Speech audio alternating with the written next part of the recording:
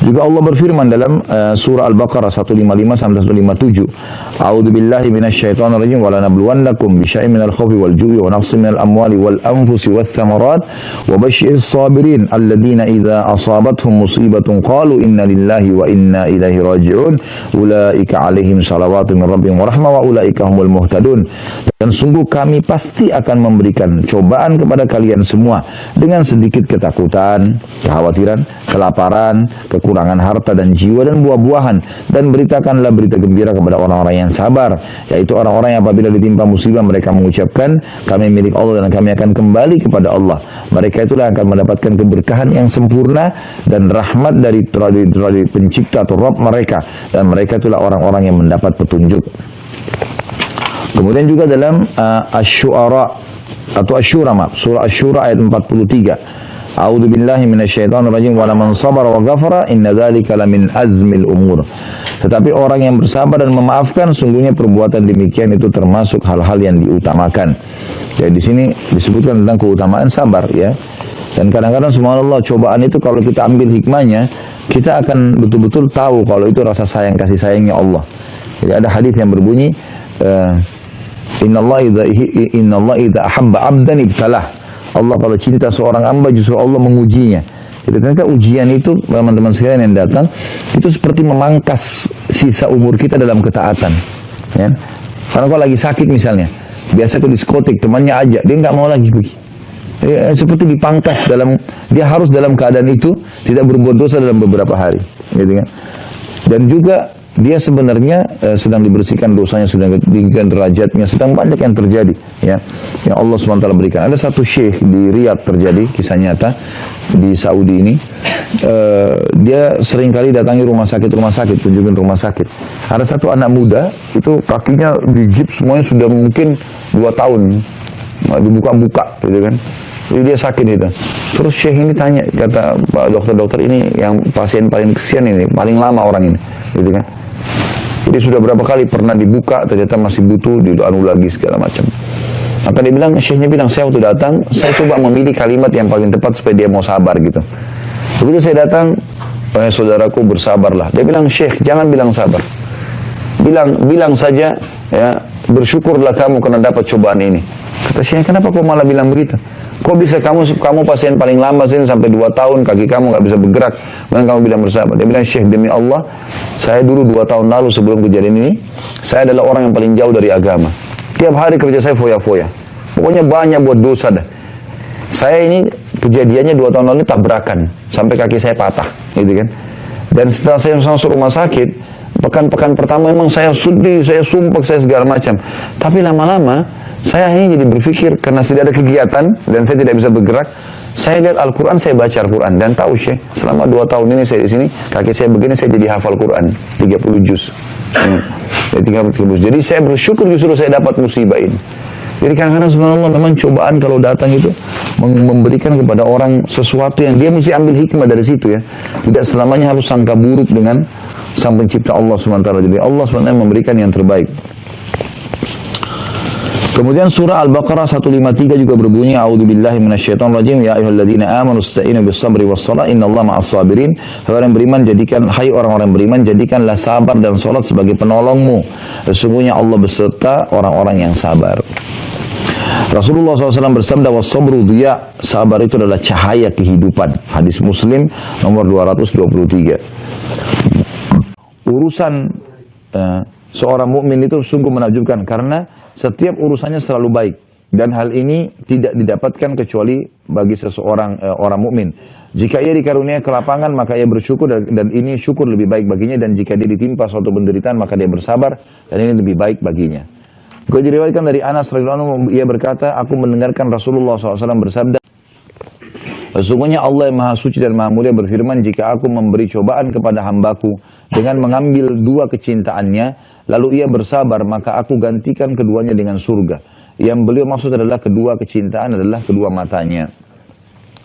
Juga dari Aisyah radhiyallahu anha dikatakan bahwasanya Rasulullah SAW bersabda tentang penyakit ta'un.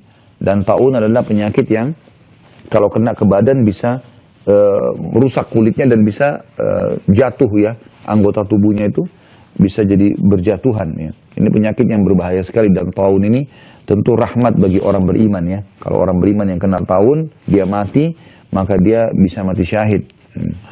Rasulullah SAW bersabda, itu menjadi siksaan bagi orang yang dikehendaki oleh Allah, yaitu orang kafir dan muslim yang bermaksiat. Ini sering dikasih penyakit ini.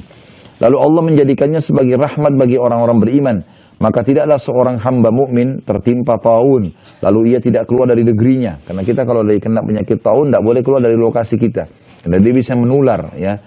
Ia bersabar dan mengharapkan pahala Allah, dan ia mengetahui bahwa bahwa tidak akan menimpa kepadanya kecuali sesuatu yang telah Allah tetapkan. Maka Allah akan berikan kepadanya pahala syahid. Hadis ini riwayat Bukhari nomor 5734. Juga sabda Nabi SAW, innamas sabru indas sadmatil ula. Ketahuilah bahwasanya kesabaran itu justru dibutuhkan pada saat musibah yang pertama. Ya, sebenarnya kita butuh sabar itu cuma di awal, misalnya awal kejadian. Setelah itu, hari kedua, hari ketiga, seminggu, setahun, sudah hilang dengan sendirinya. Diriwayatkan juga dalam hadis Abu Hurairah dan Abu Sa'id al-Khudri radhiyallahu anhuma, bahwasanya Nabi SAW bersabda, ma yusibul muslimnya min nasabin, wala wasabin, wala hammin, wala huznin, wala adhan, wala ghammin, hatta syaukati yushakuha illa kaffarallahu biha min khatayahu. Tidaklah seorang muslim ditimpa kepenatan, penyakit, kegelisahan, kesedihan, sakit hati, dan duka cita, hingga duri yang menyakitinya, kecuali dengannya Allah akan menghapus dosa-dosanya. Hadis ini riwayat Bukhari nomor 5641 dan 5642, dan Imam Muslim nomor 2573. Juga Abdullah bin Mas'ud meriwayatkan radhiyallahu anhu bahwasanya Rasulullah SAW bersabda, tidak ada seorang muslim yang terkena gangguan berupa penyakit atau selainnya, kecuali Allah menggugurkan kesalahan-kesalahannya seperti pohon menggugurkan daunnya. Hadis ini riwayat Bukhari nomor 5647, 5648, dan Imam Muslim 2571. Juga diriwayatkan dari Aisyah radhiyallahu anha yang mengatakan bahwasanya Rasulullah SAW bersabda, "Mamin muslimin yushaku syaukatan, fama fauqaha illa kutibat lahu biha darajatun wa muhiyat anhu biha khati'ah." Tidak ada seorang muslim pun yang terkena duri atau yang lebih dari itu, kecuali ditentukan baginya satu derajat dan dihapus karenanya suatu kesalahan. Hadis ini riwayat Muslim nomor 2572. Abu Hurairah juga meriwayatkan bahwa Rasulullah SAW bersabda, man yuridillahu bihi khairan yusib minhu. Siapa yang Allah kehendaki kebaikan baginya, maka Allah akan mengujinya. Ya. Sebagaimana sudah kita jelaskan semua, intinya adalah masalah kesabaran di sini. Ya. Dari Anas juga radhiyallahu anhu disebutkan hadis, inna idzamal jazai min idzamil bala.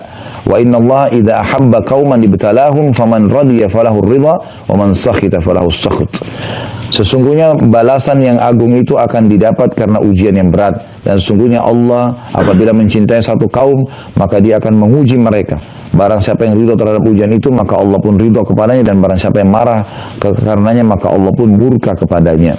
Jadi kita disuruh sabar, terima sebagai cobaan dari Allah, karena kita berkeluh kesah pun tetap akan berlalu. Kata Umar bin Khattab radhiyallahu anhu, siapa yang ditimpa musibah kemudian dia bersabar, dia terima sebagai cobaannya, maka dia akan mendapatkan pahala dan solusi dari musibahnya. Tapi kalau dia berkeluh kesah, dia akan mendapatkan dosa, Allah murka dengan dia, Allah lagi uji, kenapa dia nggak mau, gitu kan? Seperti orang kalau kuliah nggak mau diuji, nggak ada ujiannya, mau naik kelas tiba-tiba, haruslah naik kelas diuji dulu, gitu kan? Dan setiap cobaan yang datang teman-teman, kadang-kadang begini pekah melihat, kalau ada orang yang menjadi penyebab kita jadi masalah, maka lihatlah orang ini Allah sedang datangkan untuk menjadikan derajat saya. Jangan anggap dia musuh. Udahlah, oh ini Allah jadikan penyebab. Kadang-kadang mungkin istri, suami, kadang-kadang anak, kadang-kadang orang terdekat, kadang-kadang teman membuat kita jengkel, kita nggak salah.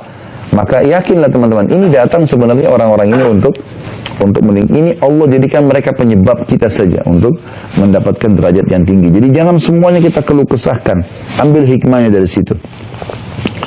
Dari Musa bin Sa'ad dari bapaknya radhiyallahu anhu, ia mengatakan, aku berkata, wahai Rasulullah, manusia mana yang paling berat ujiannya? Rasulullah SAW menjawab, ya, al-anbiya'u thumma al-amthalu fal-amthal fayubtala ar-rajulu ala hasba dinihi fa in kana fi dinihi sulba ishtadda bala'u wa in kana fi dinihi riqqatun ubtuliya ala hasbi dini fama yabrahu al-bala'u bil 'abdi hatta yatrukahu yamshi ala al-ardi ma 'alaihi khati'ah. Kata Nabi SAW, yang paling berat adalah para nabi-nabi. Jadi jangan kita anggap nabi-nabi itu nggak ada cobaannya. Nabi Muhammad SAW menghadapi masalah dengan istrinya. Ya, pernah para istrinya sepakat untuk minta dinaikin nafkah sampai Nabi SAW memboikot mereka sebulan, gitu kan. Nabi SAW pernah menghadapi banyak kasus dalam masalah rumah tangga, menghadapi orang di sekitarnya kaum munafikin, sahabat-sahabat yang mengaku sahabat Nabi SAW tapi mereka orang munafik seperti Abdullah bin Abi Salul, ya, dan grupnya. Kemudian Nabi SAW juga pernah menang dalam perang, pernah kalah.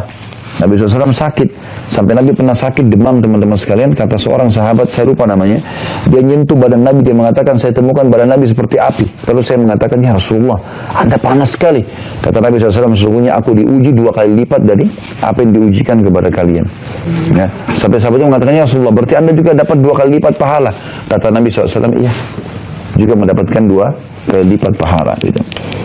Kemudian orang yang seumpama dengan mereka, maksudnya orang-orang yang dekat dengan para nabi-nabi, cobaannya juga berat. Lalu yang seumpama dengan mereka, seseorang akan diberi ujian sesuai dengan kekuatan agamanya. Seorang hamba akan senantiasa diberi ujian hingga ia akan dibiarkan berjalan di muka bumi tanpa ada satu dosa pun. Nah. Jadi teman-teman jangan menganggap cobaan itu sesuatu yang buruk. Enggak, itu baik buat kita. Dan dalam hadis yang lain dikatakan Allah tidak akan menguji hamba melampaui kapasitasnya. Jadi pasti kalau kita sedang dicoba, pasti kita mampu itu. Dan siap saja, saya ada cobaan lagi, ada cobaan lagi, itu sudah biasa. Hadapi saja. Yang penting kita dalam keadaan benar, yakinlah. Dalam banyak ayat Al-Quran, saya sering sampaikan dalam masalah menghadapi cobaan harian teman-teman sekalian, Allah SWT selalu pasti. Kita tinggal sabarin, lalu kita akan dapat jalan keluar. Ya. Tiba-tiba kita difitnah tanpa sebab, sudah. Apa kalau kita bisa luruskan. Kalau tidak, ya sudah diam aja.